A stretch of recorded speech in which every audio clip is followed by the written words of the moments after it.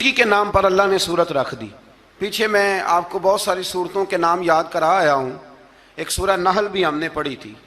تو اللہ تبارک و تعالیٰ نے اس سورت میں قرآن کریم کی حقانیت، مومنین کی صفات، مختلف انبیاء کے احوال، اللہ تعالیٰ کی توحید پر دلائل، قیامت کی ہولناکیاں اور حیات بعد الموت کا ذکر فرمایا. اس سورت کی ابتدائی آیات میں ایک بار پھر حضرت موسیٰ علیہ السلام کے احوال اور معجزات کا بیان ہے. آیت نمبر 16 سے سلیمان علیہ السلام کا ذکر ہے. وہ داؤد علیہ السلام کے وارث تھے، بیٹے تھے، اور انہیں پرندوں کی بولیاں سکھائی گئیں. جنات اور انسانوں کے لشکر کا ایک فوجی ڈسپلن کے ساتھ ان کے پاس حاضر رہتے تھے. وہ جو ان کا لشکر تھا نا، اس میں انسان بھی تھے، جن بھی تھے، اور اس کے اندر پرندے بھی تھے. ان کا لشکر تھا، وہ ہمیشہ ان کے پاس رہتے تھے. حضرت سلیمان علیہ السلام گزر رہے تھے تو ایک مقام سے آپ گزرے جہاں چیونٹیاں بڑی کثرت کے ساتھ تھیں. تو ایک چیونٹی جو ان چیونٹیوں کی سردار تھی، ان چیونٹیوں کی بڑی تھی، اور مفسرین کرام نے یہ بھی لکھا ہے کہ وہ تھی بھی، ایک آنکھ اس کی کوئی نہیں تھی، ایک ٹانگ اس کی کوئی نہیں تھی، لیکن اس حال میں بھی وہ چیونٹی جو تھی وہ چیونٹیوں کی قیادت کر رہی تھی. تو حضرت سیدنا سلیمان علیہ السلام کا لشکر جب وہاں سے گزرا تو وہ کہنے لگی یا ایھا النمل ادخلوا مساکنکم، کہنے لگی چیونٹیوں اپنے بلوں میں گھس جاؤ، کہیں ایسا نہ ہو کہ سلیمان علیہ السلام کا لشکر بے دہانی میں، سلیمان کا لشکر توجہ نہ کرے اور تمہیں پاؤں کے نیچے مسل دے. لہذا اس طرح کرو کہ تم اپنے اپنے بلوں میں گھس جاؤ. حضرت سلیمان ابھی 3 میل دور تھے. تمام مفسرین نے لکھا ہے 3 میل دور تھے. تو وہاں سے چیونٹی بول لی تو قرآن کہتا ہے کہ حضرت سلیمان اس کی بات سن کے ہنس پڑے. فتبسم ضاحکا، آپ اس کی بات سن کے ہنس پڑے کہ دیکھو یہ چیونٹی کیا کہہ رہی ہے. ذرا غور کرنا بات پر کہ حضرت سلیمان 3 میل دور فاصلے پر چیونٹی کی بات بھی سن لیتے ہیں. مولوی نے قرآن کی آیت پکی یاد کر لی، انا بشر مثلکم، کہتا ہے حضور نے کہا میں تمہاری طرح کا بشر ہوں. نبی ہماری طرح ہوتے ہیں جی. تو وہ تو 3 میل دور چیونٹی کی آواز سن لیتے تھے. اس کے کان میں چیونٹی رکھو بلا، اسے کہو کہ بتا بلا کیا کہتی ہے. کچھ بتائے گا پھر دوڑ لگا دے گا شاید. کان میں رکھو، اس کو کہو بتا چیونٹی کیا کہتی. اور اگر یہ لفظ نہ ہوتے قرآن کے کہ جب انہوں نے سنا تو ہنس پڑے، یہ جملے نہ ہوتے تو شاید اس کو بھی نہ مانتے. لیکن حضرت سلیمان نے سنی چیونٹی کی بات. اور اب اگلی بات کہنے لگا ہوں، بڑے خوبصورت لفظ لکھے ہیں مفسرین نے. فرماتے ہیں دیکھو ایک چیونٹی نے ایک جملہ بول کے، ایک چیونٹی نے ایک جملہ بول کے اپنے قبیلے کی خیر خواہی کی تو رب نے اس کا جملہ بھی قرآن میں بیان فرما دیا. تو جو ساری زندگی لوگوں کو جملے بول بول کے کہے رب رسول کی طرف آ جاؤ، تو اللہ قیامت میں اس کی بات کو قائم نہیں فرمائے گا. جو بھی کسی کی خیر خواہی کرے وہ ایک جملہ بول کے کرے، اور ہو بھی چیونٹی. تو اگر اللہ اس کا ذکر قرآن میں باقی رکھتا ہے تو میں اور آپ اگر کسی کی خیر خواہی کریں گے تو انشاءاللہ ذکر باقی رہے گا. شرط یہ ہے کہ کریں خیر خواہی. خیر خواہی کرو کسی کی، ایک جملہ بول کے بھی کرو، چیونٹی بھی ہو تو اللہ قرآن میں ذکر باقی فرما دیتا ہے. تو اللہ تبارک و تعالیٰ نے اس بات کا ذکر قرآن مجید میں فرمایا. اس پر کئی کچھ لکھا ہے. اسی طرح سے ایک بات اور لکھی ہے ہمارے مفسرین نے کہ حضرت سلیمان ایک دن اسی طرح نکلے، قحط پڑ گیا تھا، بارش نہیں ہوتی تھی. تو حضرت سلیمان باہر میدان میں نکلے دعا کرنے کے لیے، خشک سالی تھی. تو جب آپ گئے تو ایک چیونٹی اپنے پر پھیلا کے دعا مانگ رہی تھی.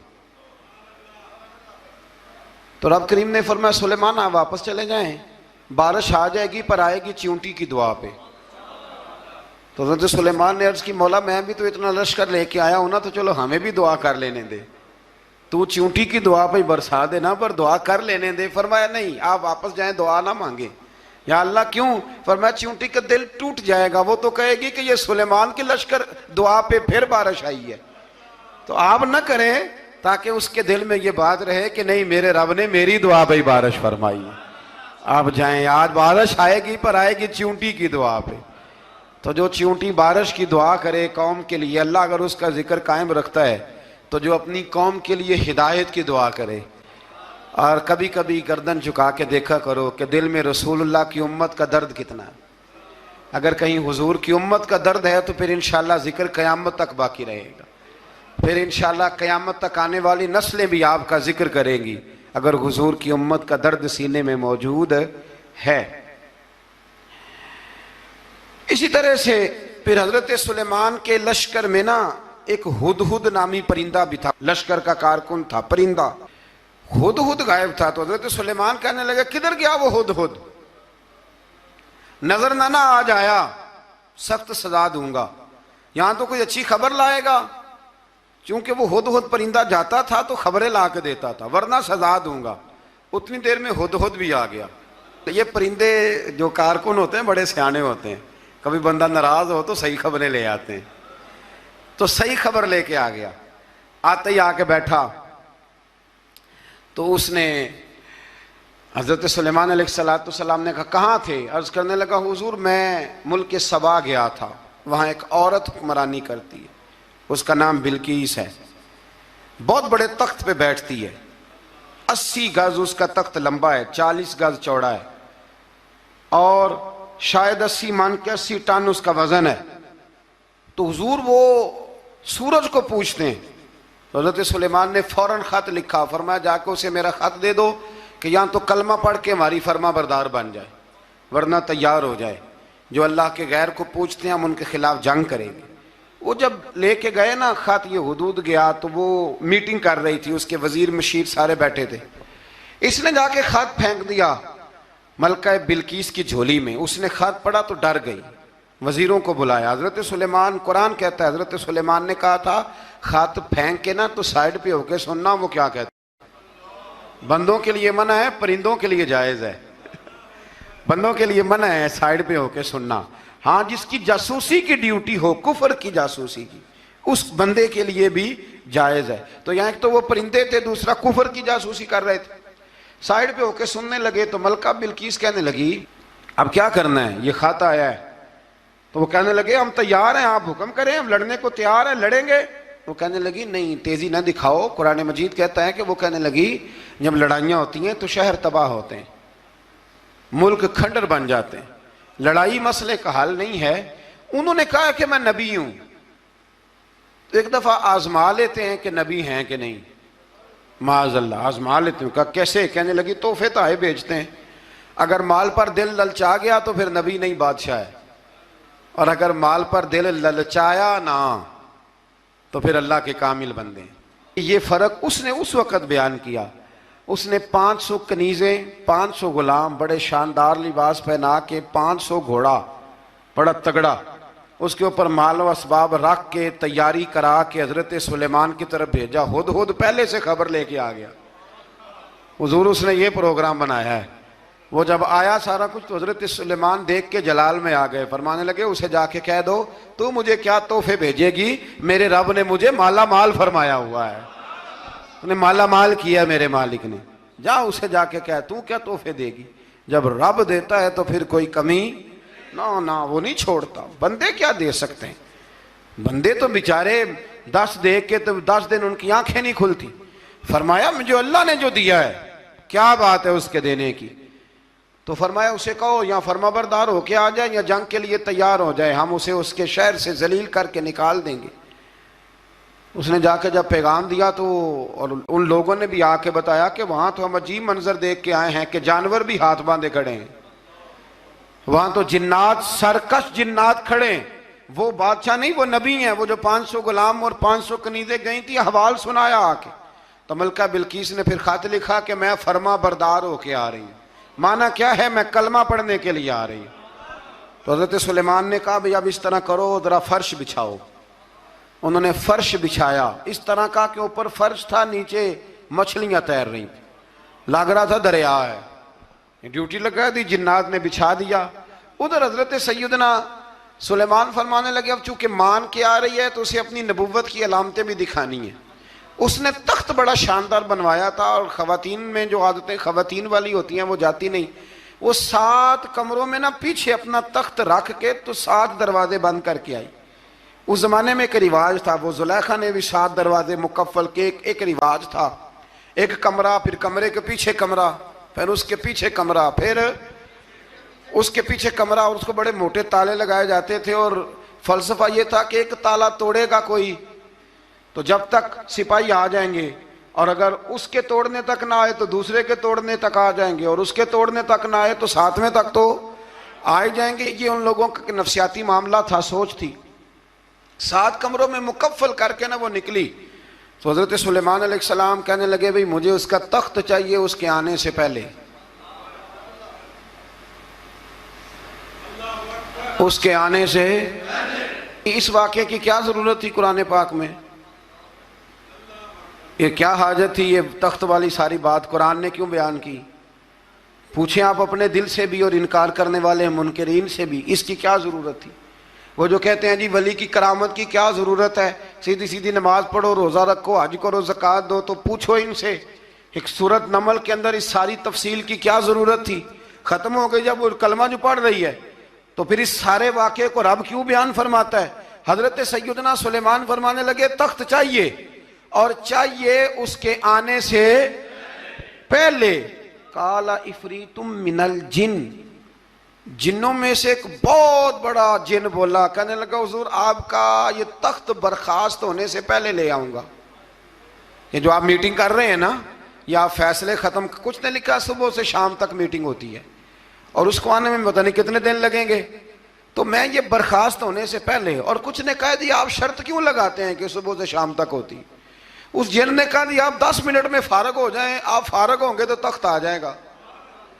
مفسرین نے لکھا ہے کہ جب قرآن کہتا ہے کہ اس نے کہا کہ آپ کے فارغ ہونے سے پہلے، تو اس کا مطلب ہے کہ جب آپ اٹھیں گے، یہ جگہ خالی کر دیں گے تو تخت یہاں کیویں ہزاروں میل کا فاصلہ ہے آ جائے گا، پر ہوائی جہاز پہ کارگو کرا کے، جی DHL کے ذریعے کیسے آئے گا؟ وہ آئے گا تو بس آئے گا۔ تو حضرت سلیمان کی تو بادشاہت تھی نا زمانے پہ، فرمانے لگے نہیں نہیں تو لیٹ ہے، تو لیٹ ہے، تو ہمیں جانتا ہی نہیں، ایٹ سٹ تے پکھڑا کوار گندل، اسی اور بھی بوٹیاں جاننے ہاں، یہ تو لیٹ ہے، ابھی ہماری طاقت اس سے زیادہ ہے۔ بڑی کمال بات لکھی ہے لکھنے والوں نے۔ ایک مفسر نے لکھا ہے کہ ابھی حضرت سلیمان نے غلاموں سے منگوایا ہے، اپنی بات کوئی نہیں کی، یہ حال ہے ان کے غلاموں کا، تو سردار کا عالم کیا ہوگا؟ حضرت سلیمان کہنے لگے بھی جلدی جائیے۔ قال الذی عنده علم من الکتاب انا آتیک بہ قبل ان یرتد الیک طرفک، تو اٹھا ان میں سے وہ جس کے پاس کتاب میں سے علم تھا، ساری کتاب کا بھی نہیں، علم من الکتاب، کتاب، وہ اٹھے جن کے پاس کتاب میں سے علم تھا، تو وہ اٹھ کے کہنے لگے حضور میں لے آؤں گا، کب؟ آپ کے آنکھ جھپکنے سے، آنکھ جھپکنے سے، بندہ تھا جن تھا، جن کی تو بات مانی نہیں انہوں نے، کیا کہا؟ آنکھ جھپکنے سے، میں آنکھ جھپکنے سے پہلے لے آؤں گا۔ تو حضرت سلیمان کہنے لگے تو ٹھیک ہے چل لا، پھر لا، پھر آنکھ جھپکنے سے بڑے ہی ناراض نہیں، پھر غصہ نہیں آتا ان پہ، پھر غصہ نہیں آتا۔ میرے شیخ کامل، مرشد اکمل، شیخ بحر و بار، حضور غوث پاک جیلانی، حضرت غوث اعظم یوں کر کے شاگردوں کو، مریدوں کو سبق پڑھا رہے تھے، پڑھاتے پڑھاتے ہاتھ آگے کیا، اور جب ہاتھ واپس آیا تو بھیگ گیا تھا سارا۔ تو شاگرد کہنے لگے حضور یہ کیا ہے؟ فرمایا تمہیں نہیں سمجھ آئے گی، چھوڑو تمہارے والی بات نہیں، خاصاں دی گل آمہ آگے نہیں مناسب کرنی، رہنے دو تم۔ کچھ وقت گزرا تو کچھ لوگ آ گئے، ابھی کلاس ختم نہیں ہوئی تھی، کپڑے بھیگے ہوئے ہو، وہ شاگرد پہلے ہی منتظر تھے، کہا تمہیں کیا ہوا؟ کہنے لگے دریا میں جا رہے تھے، اچانک ہچکولیں آنے لگے، تو ہم نے کوئی کسی بے عمل کا بازو تو نہیں نہ تھاما، ہم غوث اعظم کے ماننے والے ہیں، تو دریا میں کہا یا شیخ عبد القادر جیلانی شیئا للہ، اللہ کے راستے میں مدد کرو، تو کہنے لگے بس ایک ہاتھ ہی آیا ہے، اور یوں کشتی کھینچ کے باہر نکالی ہے. تو اب وہ شاگرد سارے چپ کر گئے, کہنے لگے جواب کیوں نہیں دیتے؟ انہوں نے کہا تم نے ہاتھ دیکھا ہے پہنچتا ہوا, اور ہم نے ہاتھ دیکھا یہاں سے جاتا ہوا. تم نے پہنچتا ہوا دیکھا ہے تو ہم نے. حضرت بہاؤالحق نقشبند بخاری, ان کی ایک مریدنی تھی, اوپر چبارے پہ کسی نے اس کی عزت پہ ہاتھ ڈالا, چبارے پہ اوپر والی منزل پہ. اس مریدنی نے اپنی عزت بچانے کے لیے چھلانگ لگا دی. جب وہ نیچے گر رہی تھی تو حضرت بہاؤالحق نقشبند بخاری پہنچ گئے. نیچے کوئی ایسا بندوبست کر دیا, کوئی چارپائی بچھا دی, کوئی ایسا جس پہ وہ آ کے آرام سے گری اور بچ گئی. حضرت صاحب کی طرف دیکھ کے کہنے لگی حضور آپ کب آئے؟ فرمانے لگے پتر جب تو چبارے سے چلی تھی تب میں بخارے سے چلا تھا. جب تو چبارے سے چلی تھی نا تب میں بخارے سے چلا تھا, اور تیرے نیچے آنے تک میں بھی پہنچ گیا ہوں. میں بھی مالیدہ کم راکھی کرنا, پھل کچے ہون یا پکے, اے پیر مریداں دے سر تے ہی رہندا ہے. اے جھوٹے ہون یا سچے, یہ پکی غلامی کریں یا کچی کریں, پیر کی بھی مجبوری ہوتی ہے. کیا کریں, پیر مریداں دے سر تے ہی رہندا ہے. اے جھوٹے ہون یا سچے, کیا کیا جا سکتا ہے. لیکن نا نافرمان بیٹے کا بھی تو جائیداد میں حصہ ہوتا ہے نا. نافرمان بھی ہو تو جائیداد میں حصہ تو, چلو باپ ناراض رہے گا تو اللہ ناراض رہے گا, بات الگ ہے, پر جائیداد کا حقدار تو ہے نا, چاہے نافرمان ہی ہے. پیر مریداں دے سر تے ہی رہندا ہے. اے جھوٹے ہون یا. پھر وہ تخت آ گیا تو حضرت سلیمان سے پوچھا یہ کیا ہے؟ قال ھذا من فضل ربی. فرمانے لگے کچھ بھی نہیں. حضرت سلیمان کہنے لگے یہ میرے رب کا فضل ہے. شاید سب مفسرین نے بڑی بڑی باتیں کی ہوں, پر یہاں ایک قاضی ثناء اللہ پانی پتی رحمت اللہ علیہ کا فقرہ میں پڑھ رہا تھا, بڑا مزہ آ رہا تھا. قاضی صاحب فرمانے لگے اس آیت پہ, قاضی صاحب کہتے ہیں جن پر نرا فضل تھا, ھذا من فضل ربی, نرا فضل. فرمایا ان کی تو اتنی طاقت ہے کہ وہ ہزاروں میل دور سے 80 گز لمبا 80 گز چوڑا تخت آنکھ جھپکنے سے پہلے لے آتے ہیں, اور جن کے بارے میں اللہ فرماتے ہیں وَبَشِّرِ الْمُؤْمِنِينَ بِأَنَّ لَهُم مِّنَ اللَّهِ فَضْلًا كَبِيرًا. فرمایا محبوب اپنے غلاموں کو خوشخبری دے دیں, باقیوں پہ نرا فضل تھا, ان پر تو فضل کبیر ہے, ان پر تو بڑا ہی فضل ہے اللہ کا.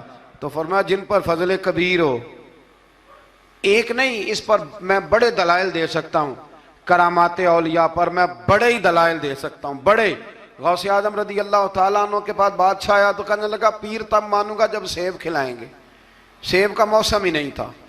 تو حضرت صاحب آتے ہی اسے کہنے لگے اب تو میری ولایت کو سیبوں پہ تو نہ تول, اب سیب کھلائے تو ولی یا نہ کھلائے تو ولی کوئی نہیں, یہ تو اب میری ولایت کو سیبوں پہ تو نہ تول. تو حضرت صاحب نے یوں ہاتھ اٹھایا تو اللہ نے 2 سیب عطا فرمائے. تو وہاں جملہ ہے حضور غوث اعظم کا, فرمانے لگے اگر اللہ حضرت مریم سلام اللہ جو بنی اسرائیل کی ولیہ ہیں, ولی ہے نا, وہ نبی تو نہیں نا, عورت نبی نہیں ہو سکتی. فرمایا اگر اللہ انہیں بغیر موسم کے پھل دے سکتا ہے, میں تو محمد عربی کا نوکر ہوں. فرمایا اب نہ 2 سیب آئے تھے, تو وہ کہنے لگا میرے تو دل میں 1 سیب تھا نا, تو حضور غوث اعظم نے نا 1 سیب مجھے دیا, 1 میں نے کھایا تو 1 غوث پاک کھانے لگے. کہتے ہیں میں نے وہ منہ میں رکھا, ذرا ترش تھا, تو میرے چہرے کا وہ رنگ دیکھ کے نا, اثر دیکھ کے کہ تلخی محسوس, تو غوث اعظم کہنے لگے میرے والا کھا. تو 1 انہوں نے کاٹ کے ٹکڑا دیا, کہتے کھایا تو بڑا میٹھا تھا. تو میں نے کہا حضور آئے تو دونوں ہی غیب سے ہیں, تو آپ کے والا میٹھا ہے میرے والا کڑوا ہے. تو آپ فرمانے لگے آئے تو دونوں غیب سے تھے, پر ایک کو ذرا ظالم کے ہاتھ لگ گئے ہیں نا, اس کو تنبیہ بھی کر دی کہ ظلم سے باز آ جا, تنبیہ بھی کر دی. فرمایا ہاتھ ظالم کے لگے اس لیے ترش ہو گیا, سیانا بن. 1 نہیں 20 درجنوں. لیکن پتہ نہیں کیوں لوگ اڑ گئے, پتہ نہیں کیوں کڑ کے آ گئے کرامت اولیاء کے معاملے میں. بالکل. اور پھر کسی حدیث میں یہ نہیں آیا کہ اس زمانے میں ولی ہوں گے تو اس زمانے میں ولی نہیں ہوں گے. حضور نے فرمایا میری امت کبھی گمراہی پر جمع نہیں ہوگی. اقبال کہتے ہیں اولیاء کیا ہوتے ہیں, اولیاء کیا ہیں, جواسیس القلوب. اقبال کہتا ہے ولی کا بہت بڑا ولی تم نے دیکھنا ہو تو اسے دیکھو جو تیرے دل کا جاسوس ہے. چلو یہ مشکل بات ہے, میں نہیں چھیڑتا, لیکن جو تیرے وہ جاسوسی کرتا ہے, پر کرتا ہے تیرے دل کی, وہ تیرے دل کا جاسوس ہوتا ہے ولی. اور اس پر حضور کی حدیث ہے, فرمایا اس کی فراست قلبی سے ڈر, یہ اللہ کے نور سے دیکھتا ہے. ڈر اس کی فراست قلبی سے، اللہ توفیق عطا فرمائے۔ بہرحال اس ولی کا نام تھا آصف بن برخیہ۔ آصف بن برخیہ جی حضرت سلیمان کے وزیر تھے۔ وہ آئی ملکہ بلقیس، اور جب وہ آئی نا تو اس نے دیکھا کہ یہ تو آگے سامنے حضرت سلیمان بیٹھے ہیں، اور جو رستہ ہے نا درمیان میں وہ فرش ہے کہ دریا ہے سمجھ نہیں آ رہی، تو اس نے نا اپنا یوں کر کے اوپر کپڑا اٹھانا شروع کر دیا کہ نیچے پانی ہے۔ تو حضرت سلیمان کہنے لگے چلتی آ، نیچے کچھ بھی نہیں۔ اس نے پیر رکھا، نیچے مچھلیاں بھی تیرتی جا رہی تھیں۔ حضرت سلیمان علیہ السلام، آج بھی اللہ نے توفیق دیا نا، لوگوں نے اس طرح کی تعمیرات بعد میں کی ہیں، لیکن اس کے موجد، اس کے پہلے بنانے والے حضرت سلیمان ہیں اللہ کی دی ہوئی توفیق سے۔ تو وہ ملکہ آپ کے پاس آئی، پھر وہ آپ کی فرما بردار ہو گئی، اور بعد مفسرین نے یہ لکھا ہے کہ اس نے جب کلمہ پڑھا تو پھر اس کا نکاح بھی حضرت سلیمان سے ہوا، یہ بھی بعض لوگوں نے لکھا۔ کوڑا تخت دنیا دا باہو، فکر سچی بادشاہی ہو،